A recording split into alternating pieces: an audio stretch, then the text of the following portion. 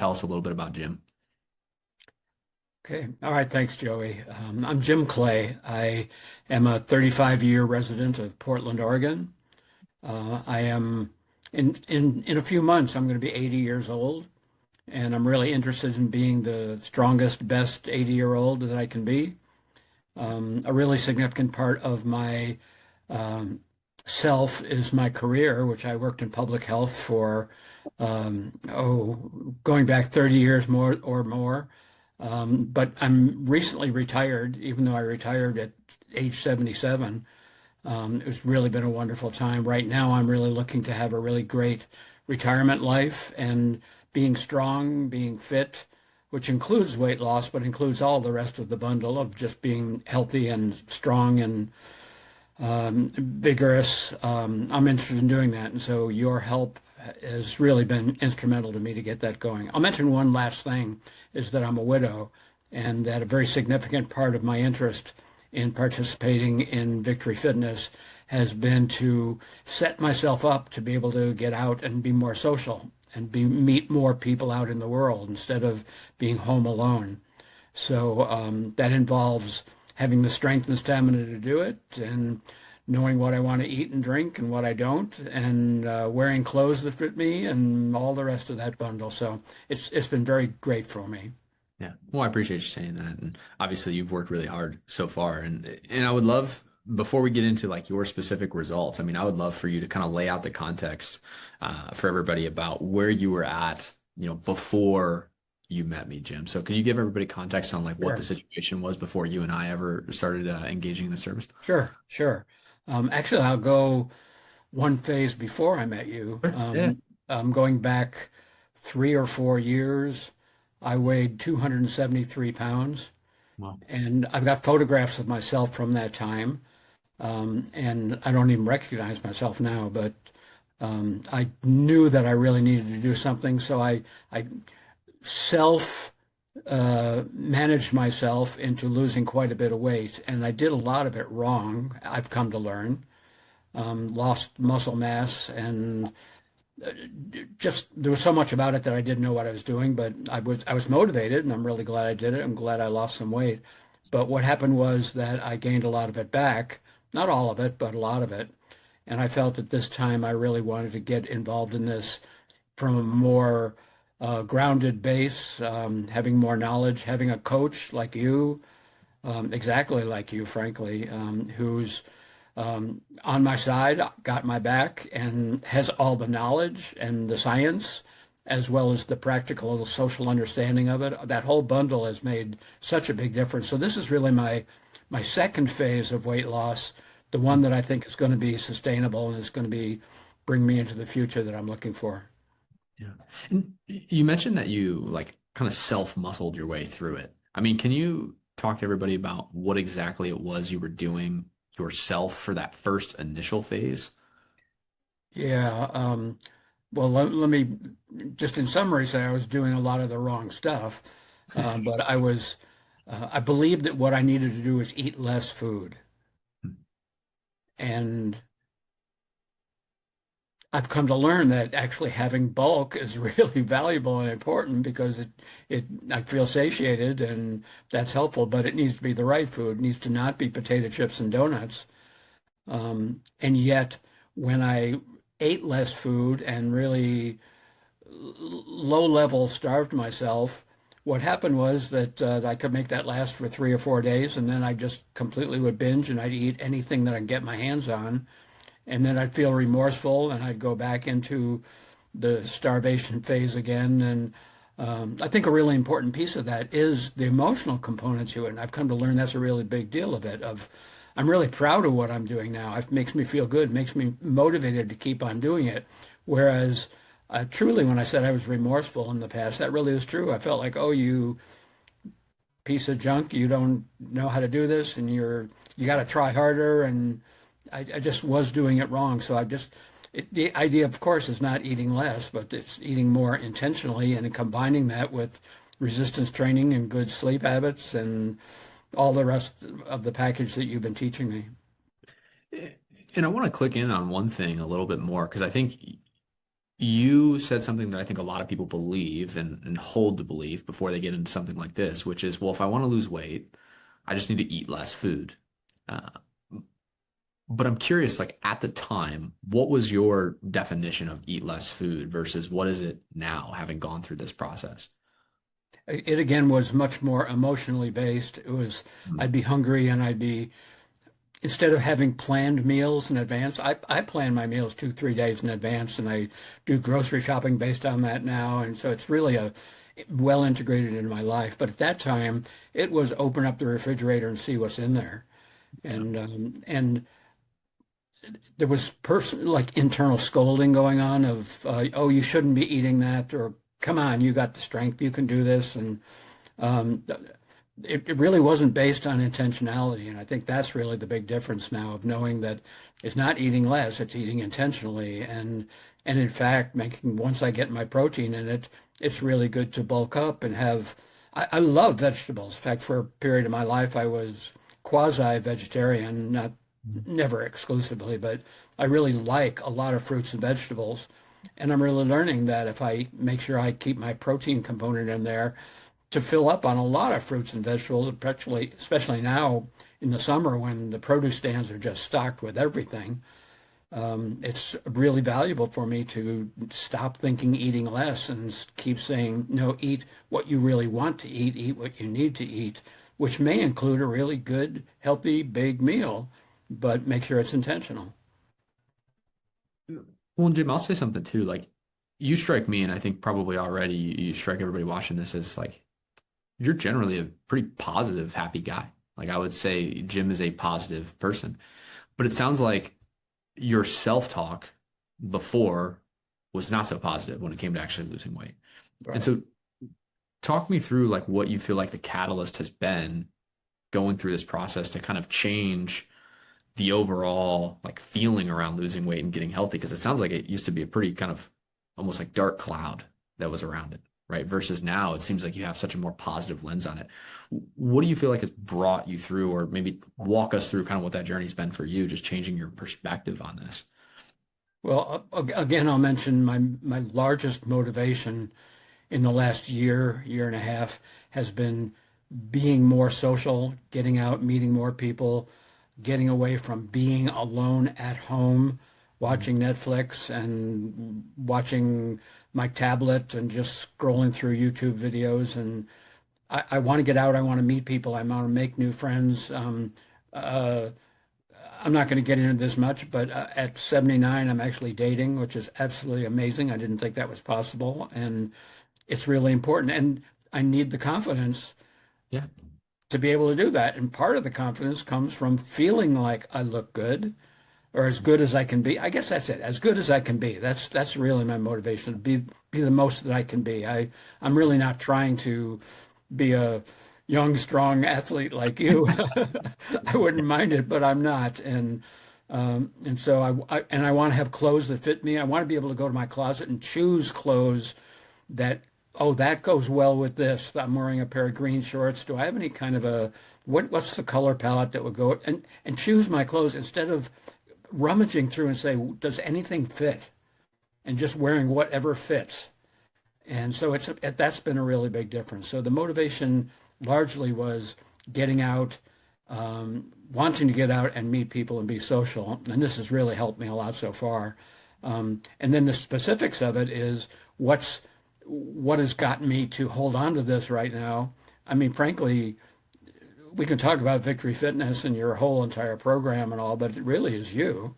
It really is you. You're such an incredible person. Having a personal coach is a very big deal to me. It really not only keeps me motivated, but keeps me accountable. I think that's the two pieces of it because I worked in social services for years, and I can always find people that will spend time validating me and telling me they're all the good things. That's not what I need right now. I really need the hard truth and the good truth and the praise where it's due and the criticism where it's helpful. And you're doing all of that, and you do it really responsibly and from an amazing business model. And you get back to me like within the same day or at least the next day. I'm just not used to that. It's just absolutely amazing. So the program itself has been a really big part of what is keeping me going.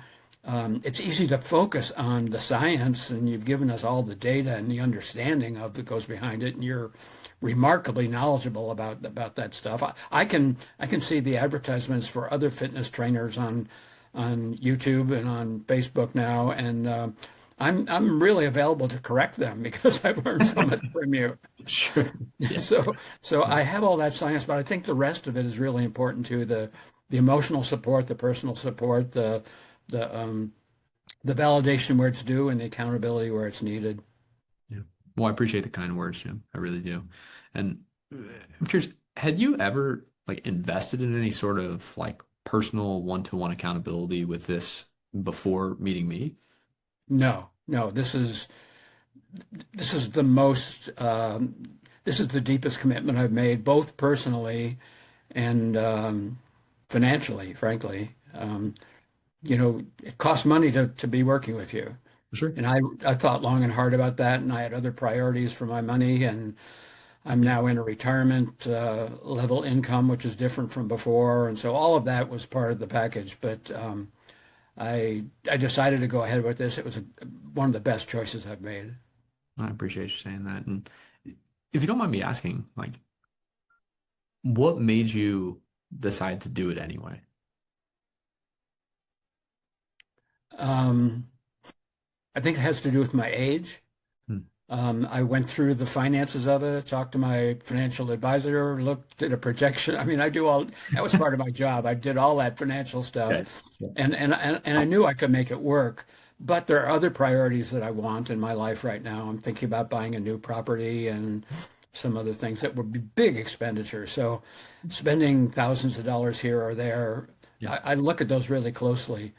Um, but I think, again, because of my age, I really said, this really may be my last chance to do this. Hmm. I'm 79 years old, and what am I going to do? Wait a few years? That's not the right way to approach life and aging. And I said before that I worked professionally in social services, and I worked in aging services. And I know that there's some really hard decisions, hard moments, and it's easy to defer them. But as you defer them later in life, deferring them actually is rejecting them. Hmm. It's not going to happen. There's certain moments when you say you either do it or you don't do it, and this is either going to be part of your life or it's not. And I decided this is going to be part of my life. This is what I want, and again, I made a good choice. Yeah. Well, I've heard it said that indecision is still a decision. Right. Yeah. That's something that stuck with me. And obviously, about really what's been 9 or 10 weeks ago is when you kind of made that decision. And I feel like we've kind of been building this up the whole time. And really, what I want to hear from you now, I know the numbers, but I would love for you to share the numbers. Sitting here 9, 10 weeks into this process, I mean, how much weight are you down at this point so far, Jim, if you don't mind sharing with them? Yeah, yeah. I'm really glad to talk about my weight, but when I'm through with that, I want to talk about all the other benefits as well too. Because Absolutely. as I've learned from you, the data is really important, but everything is data. How I'm feeling, the emotional well-being, that's data, all of that. But in terms of actually the scale data, I think I'm down 17 pounds now. And I just want to get to where I want to be. I want to land at the landing place. And so I want to be losing 10 pounds a week. I mean, like some of these things I've had promise. to tell you to slow down a few times. I've been like, wait, wait, wait. But no, I'm down, and uh, sort of drill into that briefly. The one thing I've learned from you is this idea of that weight loss by the scale and fitness development by the numbers is not always is not ever a linear process. It's up and down and up and down. And I really compare it to the stock market. And Yeah. as my financial advisor says, stop looking at what happened today and yesterday and the next day. Look at what's the annual trend. Yeah. Look at the And last when 20 years, 30 years. I, right, right, right. So that's been a big deal to me, is to understand that my weight goes up and down. So 2 days ago I was 15, no, 2 days ago I was 14 pounds down because the scale said I had gone up 3 pounds. Now I know how I've been eating, and I know that I'm living in a calorie deficit, clearly. So I did not gain 3 pounds, but the scale said I gained 3 pounds, and I've learned. I mean, I still don't like looking at the number, Yeah. but I've really learned that that is part of it, and it's all part of the plan, and that's how it's going to work. So I'm claiming 17 pounds right now. Yeah. And I would love for you to expand on some of the benefits outside of just the number on the scale, because you and I have shared them, Yes, in yes, depth back and forth. And I think it's honestly pretty amazing because I still remember like day one when you were like, Joey, I'm only averaging like 2,000 steps a day or 3,000 steps a day right now. I don't know about that 6,000 target. And then right, right. I know where you're at now, but I'll let you tell the story. Okay, okay. Um, so yeah, I'm glad to talk about that, but I also want to say broadly, executing this program and realizing a bundle of benefits that I never expected. I really thought the reward was going to be losing weight, Yeah. and the reward has been so much more than that. Mm. So we talked about that I've lost 17 pounds, but going back to my professional background in aging services, I know there are indicators of healthy aging, and of course the inverse as well too. And some are things that you almost have to be old to like live through it to really understand just how fundamental and basic these things are. But one of the indicators is the ability to get up out of seated position without using your arms. And when I go for my annual checkup, my doctor, they ask me if I can do that. Hmm. And I have needed to use my hands.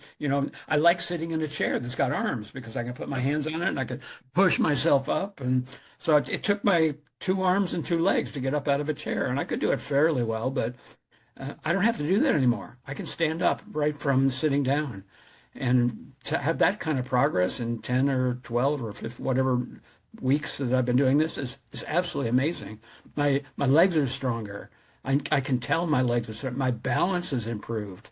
I'm able to walk up and down stairs without really relying on the handrail.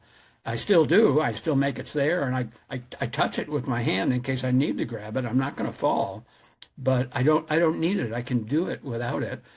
When I started doing the walking, you joked about the numbers, but that was exactly it. It was the original goal was 4,000.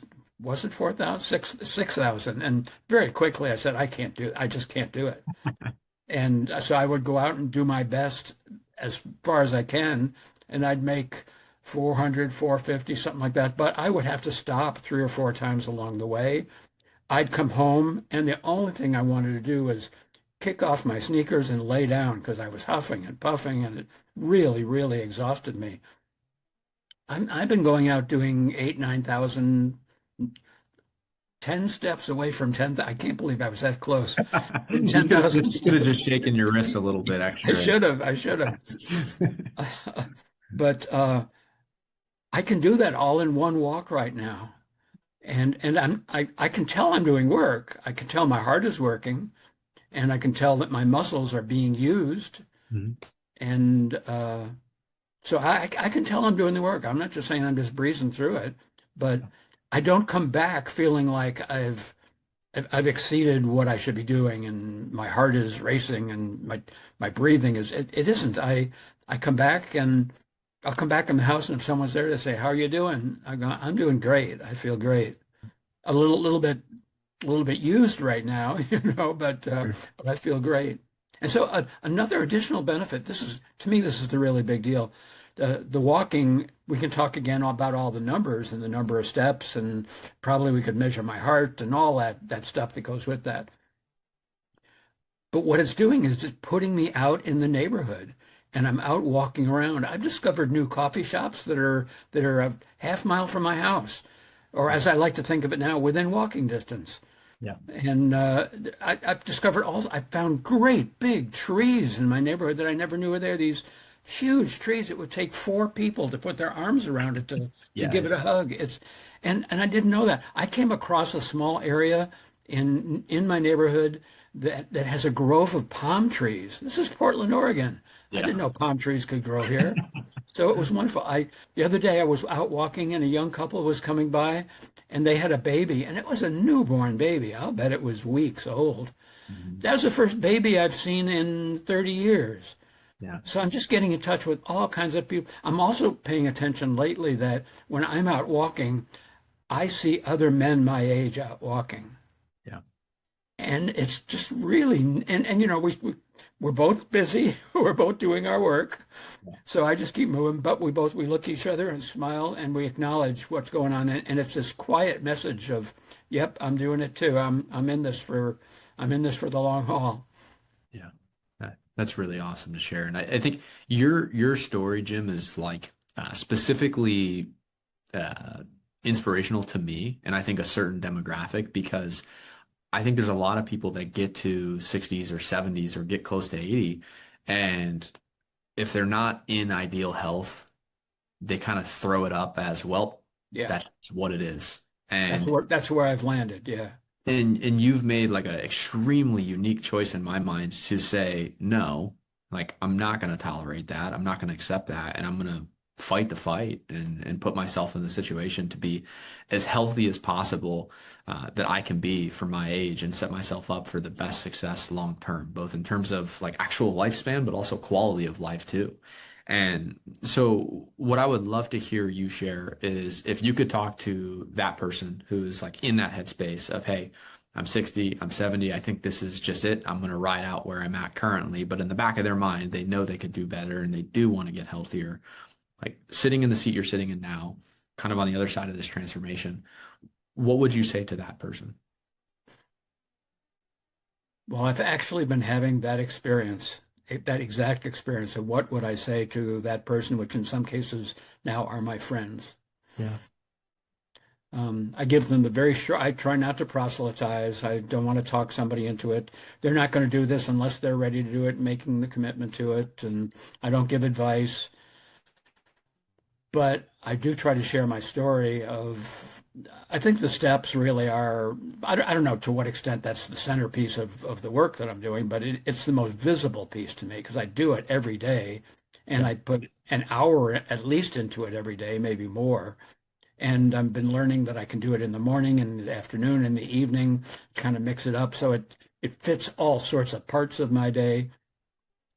What I would want to share with someone else who is maybe thinking about or might be inclined to be receptive to learning they can strengthen their current situation is to let them know that in some ways you can get some pretty quick progress.